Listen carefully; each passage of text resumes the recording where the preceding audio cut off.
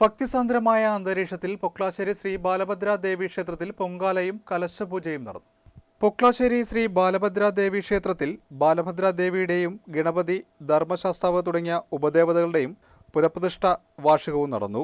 പൊങ്കാല സമർപ്പണം, നവകം, പഞ്ചഗവ്യാഭിഷേകം, കളഭാഭിഷേകം തുടങ്ങിയ അതിവിശിഷ്ടങ്ങളായ ചടങ്ങുകളും ഇതോടൊപ്പം നടന്നു. ക്ഷേത്രം തന്ത്രി ബ്രഹ്മശ്രീ പുതുമന ദാമോദരൻ നമ്പൂതിരിയുടെ മുഖ്യ കാർമ്മികത്വത്തിൽ ദേവസ്വം അടുപ്പിൽ അഗ്നി പകർന്നതോടുകൂടിയാണ് ചടങ്ങുകൾ ആരംഭിച്ചത്.